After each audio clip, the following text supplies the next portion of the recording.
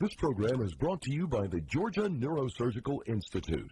For over 50 years, rendering neurosurgical care to patients of all social conditions, treating complicated problems involving the brain, spine, spinal cord, and peripheral nerves, endeavoring to encourage quality care, medical research, innovation, and education on a local, national, and international basis.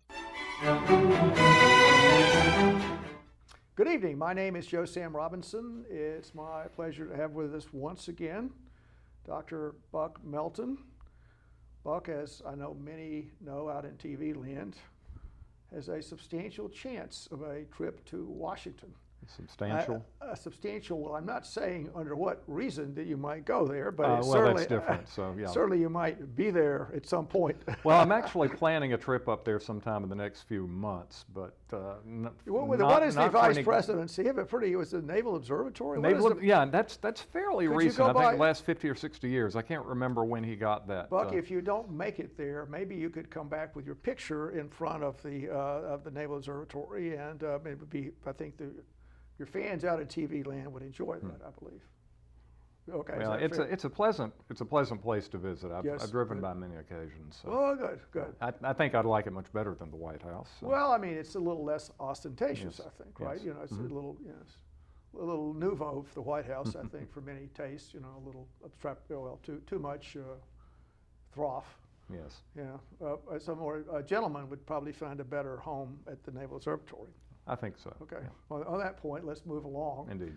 Well, we had a conversation in our recent show about sin and America, and we've taken our conversation along to the troublesome history in our past, particularly in regards to the Europeans' treatment of Native Americans and Afro-Americans and the whole institution of slavery, and the stain that has on our country's, I guess, history, and how we reconcile ourselves to that.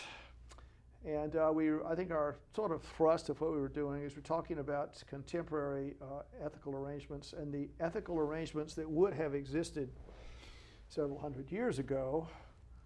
And just to discuss the whole history of slavery is very complicated, isn't it? One of the things is maybe we could start out by just discussing efforts to stop it. And that's, I mean, and the people that were leading this were in England.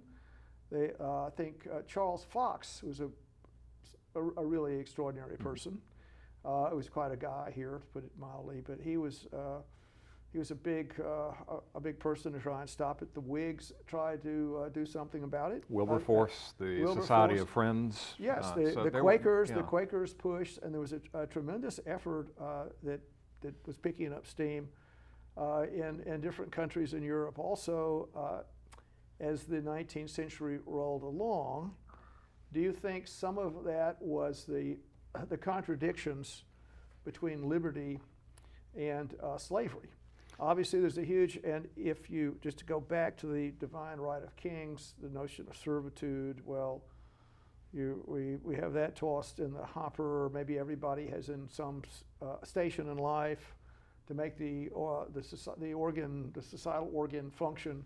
And then when these revolutions, the American Revolution, the French Revolution, that whole notion meant that servitude of any type, where another person was impinging on your abilities to function as a human, would be considered wrong and wicked. Is there a connection between these revolutions? I think certainly so, and it goes back to my earlier model that I talked about in our previous episode of the dawning importance of the idea of self-determination as being the real driving force from certainly the Reformation onwards, and you get some interesting developments. Jefferson, a slave owner who writes, "All men are created equal." Quite something, isn't it? And who, in an early draft of the Declaration of Independence, one of the accusations he leveled against King George III is that he had permitted the slave trade and permitted slavery to take root in the colonies. And this is a slave owner saying this. That's a rather good point. Yeah. You know, I've heard things in the past, but I believe that's the first time I've heard that. Yeah, I mean, is that right? What was that in one of the earlier? Yeah, there were if I remember 4 or 5 major drafts of the Declaration, and this was in. It made it through, I think, the 3rd draft. I actually believe I've actually seen that copy of that draft at some point. I can't remember when. It was on display up in New York or something. But, you know, remembering the Declaration of Independence, I mean, one of the things was I mean, he had the savages or the Indian, not yes. keeping the Indian, is a very dismissive appraisal of Native Americans Yes. in the Declaration of Independence. Very, Yes. very dismissive there.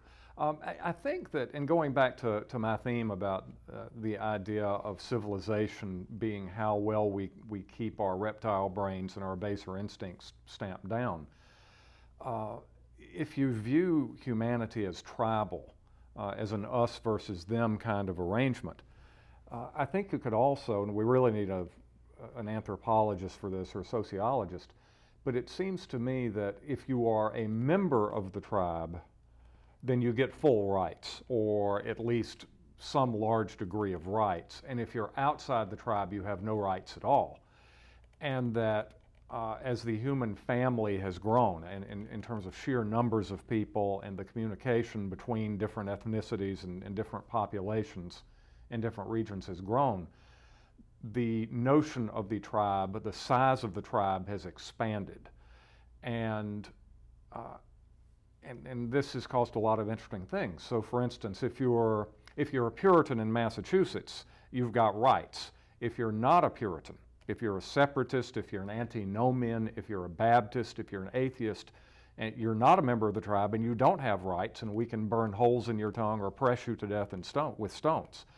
Later on, it becomes, well, if you are Anglo-Saxon, you have rights, and if you're not Anglo-Saxon, you don't. And then it becomes, well, if you're Caucasian, you have rights, or if you're Protestant, you have rights. And so a lot of the evils that we now recognize and see as evils, racism, slavery, the genocide of the Indian populations, you know, we're saying essentially that we should have said back then that these disparate groups should have been recognized as part of the human tribe and not oppressed. And yet we did oppress them. If they're the savages, they don't count. We can do what we want with them. Right, right. Well, so that's we're getting into, I think, an important ethical journey here. Mm-hmm. And so we have our ethics, which I would sort of make the case. They have a lot of them are God-driven. I would make that case. I think that's fair. Although there's a secular Jeremy Bentham kind of thumbprint in them. But in looking back in the country's history, we're sort of going along with our history and seeing all the things that would be considered wicked, and obviously slavery is right there. It's just a terrible situation. And now, maybe we can discuss these extraordinary revolutions that took place in the latter part of the 18th century, which cast down the divine right of kings, or attempted to do that. And the divine right of kings had been a deal that had been put together, I would say, for 1,000 years, possibly. Let's see, who was the first French king, or the Monrovians? Right, the Merovingians. Merovingians. Yeah, so. Merovingians. Wrong. Okay. Thank you. The Merovingians. I think they're connected with somebody who wrote a book. I don't know about them.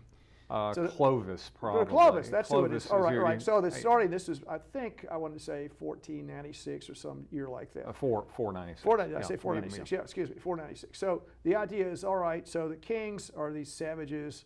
The church is going to in some ways secure their allegiance for Christian purposes, and there'll be a duality. The church will crown the king, and this will be an important social control arrangement. And the idea is that free will, I'm not sure what a big point that was. However, if you adhered to the teachings of the church and respected the king and his will, which in some ways was transmitted from God then you would get to heaven, everything would be good, and your time on earth was transitory. Don't make a big deal about it. Be happy for grace, the King's grace, when that happens. And that's the way the system is. It's ordained by God.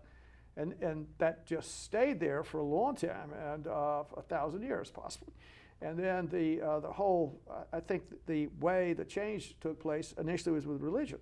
So if the idea that this system depends on the relationship between a Catholic religion and the king that had been there for 1,000 years or whatever, and if people said, well, the control apparatus that's there because of this religious connection is wrong, because the real reason to be as a human is that you have your own decision to make, and this is a Protestant viewpoint, there'd be some exterior force that stood between you and I guess Christ, God, whatever.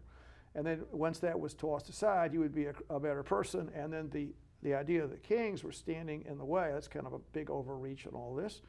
But the takeaway message is another part of this arrangement was property.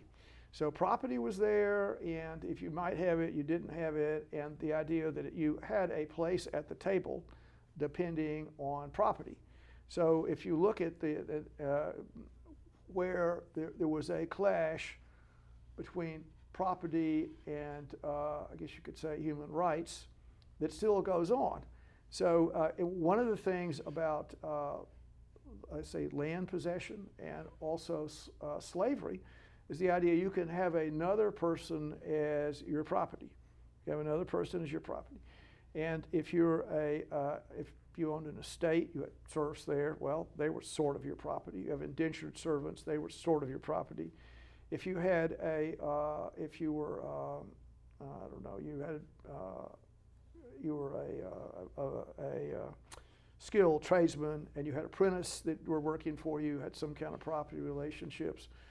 And we talked about who gets a place at the table. A lot of what's going on is that all the property, all the control, all the power is in an exclusive group of people that have they're satellites of the king and in some ways satellites of the church. And this just became unsustainable with these religious events. And then maybe one kind of theme which was taking place in Europe and also taking place in abolitionist circumstances was that there was a limit to the power that property had. That property needs to be redefined and limited. The power and advantages that property give people is a bad thing, and certainly the idea of having of treating another person like property is an anathema to the whole journey that you could say civilization was making there. Yes, well, you've got several things going on within the space of just a couple of hundred years. You have the Reformation, or what you really might call the Protestant Revolution, is a much better word than Protestant Reformation, going on throughout the 1500s and a good bit of the 1600s. And most of the reformers are going to stress more the personal responsibility of the believer rather than just doing what the intermediary says you have to do and can't do. Now, sometimes you've still got intermediaries, you just swap them out. It's no longer the Catholic Episcopacy, but the Puritan elders. Preacher who, but it's still more individualistic. At the same time, and this is certainly not coincidental, this notion of divine right, and I'm not sure quite when that phrase was coined. Good point. But the notion was certainly there. But you begin to see, in effect, a collusion between the Catholic bishop and the Catholic pope and the Catholic king. One is enabling the other, and you scratch my back, I'll scratch yours. So it's not at all coincidental that at the same point in time you are revolting against the church. You also see the first modern political philosophers asking, what is the origin of the state? What is the origin of legitimate government? Two great examples there would be Hobbes and Locke. And that's happening at exactly the same time for exactly the same reason. And then you're also seeing, I think, the revival of commerce, the revival of trade. After the Black Death, there's an excess of wealth, and so people are now trading more over the Silk Road. And so property is becoming more and more about individual skill and individual labor rather than land holding. And so that's going to emphasize the individual, and really not much more than 100 years after the Reformation settles down, Adam Smith erupts onto the landscape.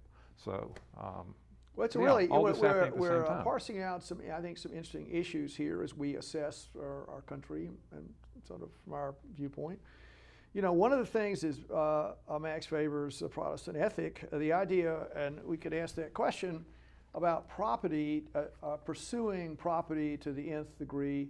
There's a song, whatever, all I want and this creation is a pretty little life and a big plantation. You ever sing that one at No. T.D. Tinsley or anything? No, but I do remember a wonderfully wittily named song from Madonna in the Dick Tracy movie about 30 years ago. More is better than nothing, but nothing is better than more. Okay, all right, haha, that's pretty funny. Yes. Well, what I'm getting into is particularly in the U.S., you had all these poor people that arrived, and the Protestant ethic would say, in some ways, your chances of heaven are going to be, you can tell you're going to get there by the success you have with the amount of property that you accumulate. So the idea is to have a big plantation, and there's certainly a lot of land out there, and bondsmen or ladies to be part of that arrangement. And so we have, that's a thing that's going on, that the whole idea about revolution, the whole deal is out there. This is not a good thing. We need to stop that. And what we sort of get into is there were forces that thought this was wrong and bad, and there were places where the economic reason or justification didn't work, and so it was not particularly going to. People may have the same ambitions in Boston to get very wealthy and to do this, and they were people participating in the slave trade. And I mean, I think if you really went through this whole complicated story about it, it really is quite complicated.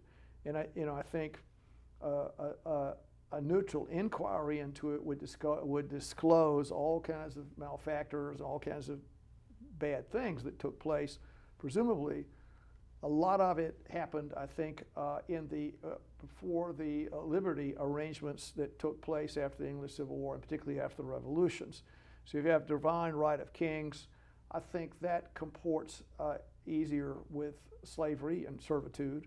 And also the desire for the way the Protestant ethic flipped in the desire for money, wealth, and you could do that. And what I'm sort of getting into finally is the country. It's half free, half slave. Why was Massachusetts spared this blot, or was it? Weren't there slaves in Massachusetts?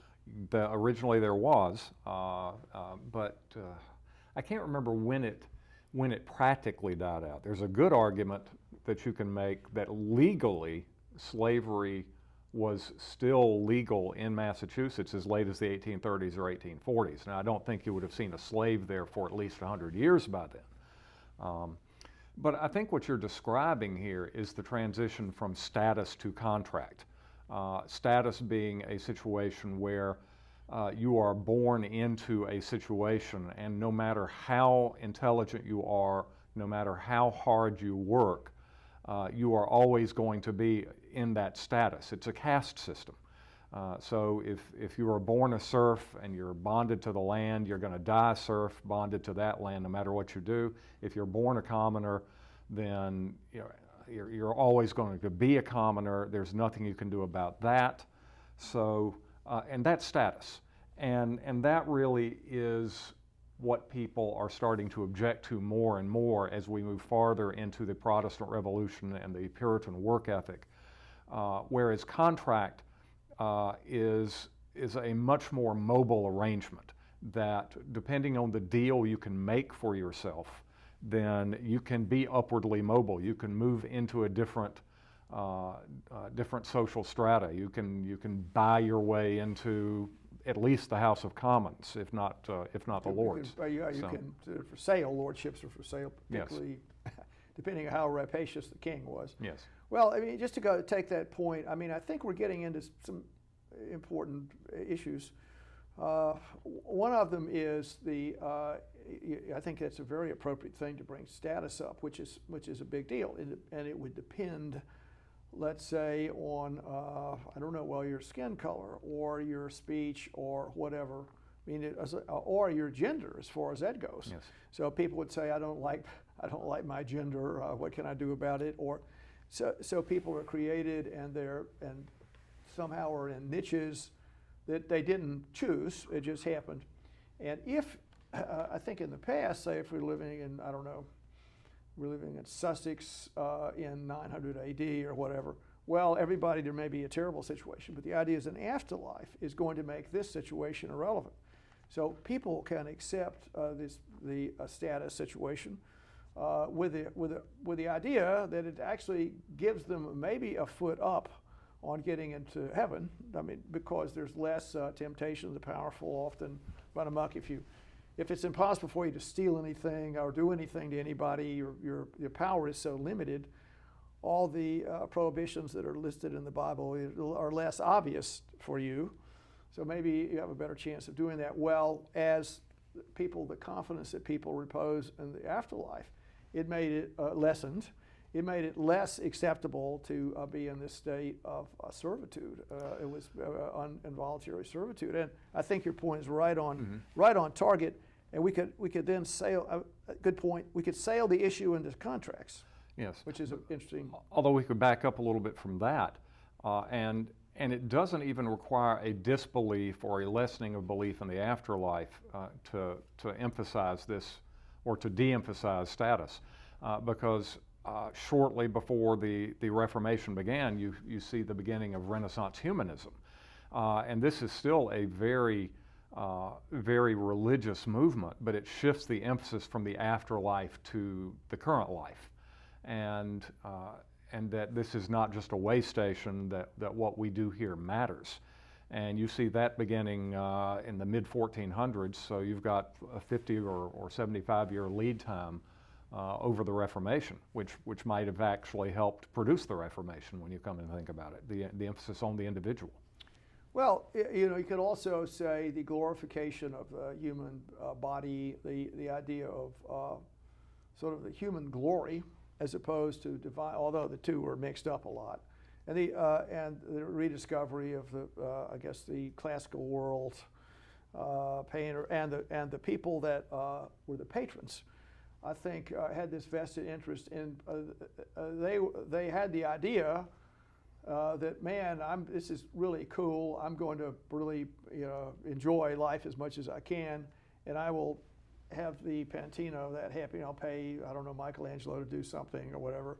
If you were a peasant, I don't think that was the circumstance. So I think we have to almost look at the class issue on the Renaissance. How many like peasants were really into it? I don't know how to phrase it that way. And the nobility, the people, the prosperous merchant class, the idea of all the glorification of human body and wealth and beauty. That was possible to have that. Yes. If you're hungry, less so. Well, I think it's a matter of there being an objective opportunity for whatever increased wealth or what have you, or ideological breaking off from the herd, and B, the awareness that you've got that opportunity. So if you're living in Central Europe, you're illiterate, you're not going to have much in the way of dealings with or information from a world more than 10 miles away from where you live.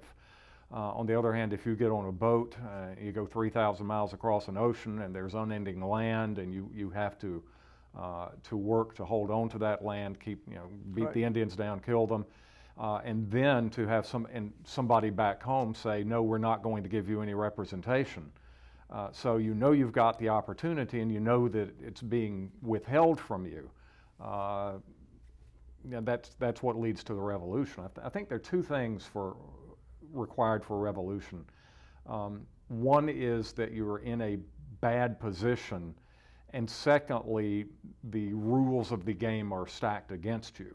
I think when you get those two things, I mean, if you feel that, well, I got a bad deal here, but the game was played fairly, you may grouse about it, but you're not going to start a revolution over it. But if you say, I've got a bad deal, and the reason I've got a bad deal is because it's a crooked game, then I have no loyalty to play this game. A Smith & Wesson beats 4 aces. And that's what you see happening in the American Revolution. Whether or not it's true, that's certainly what they thought. And I think that awareness managed to filter down into France through the philosophes and people who were starting to see that problem and the tremendous inequalities in the French system on the eve of the French Revolution.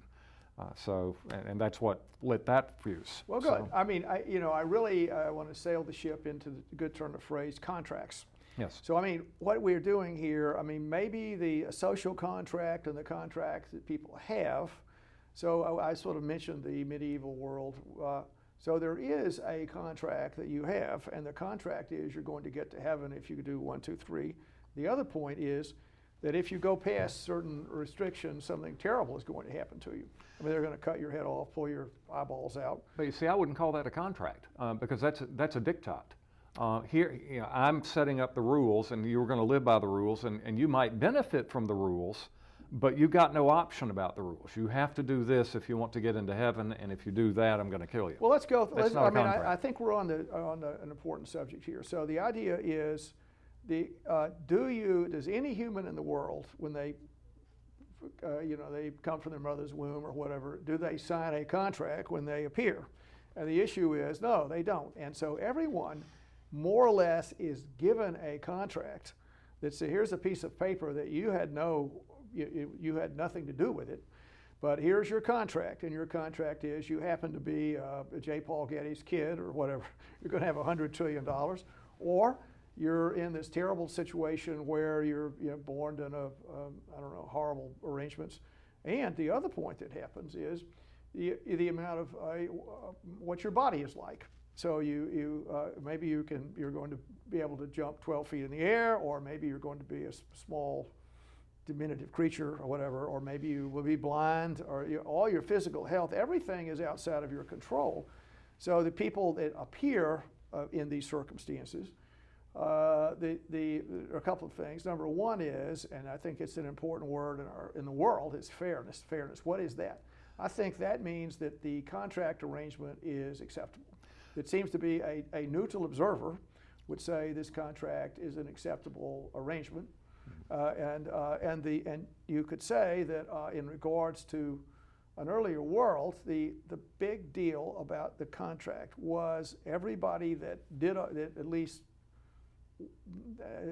didn't injure anyone else was going to get into heaven. Yeah, well, you're all going to go. So that is the deal that you have now. A question comes up where now if these certitudes are less, and should you start to rewrite the contract that you've received when you just appeared? And can you do that? Can you change the circumstances that you find yourself in? And if so, how can you do it? Mm-hmm. And I think that's what I'll get back to the revolution arrangement.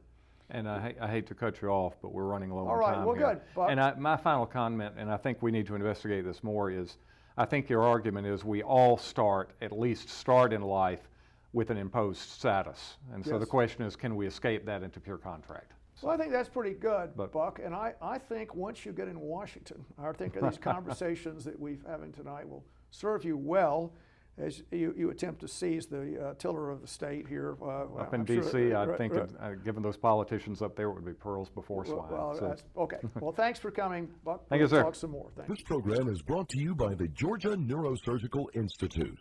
For over 50 years, rendering neurosurgical care to patients of all social conditions, treating complicated problems involving the brain, spine, spinal cord, and peripheral nerves, endeavoring to encourage quality care, medical research, innovation, and education on a local, national, and international basis.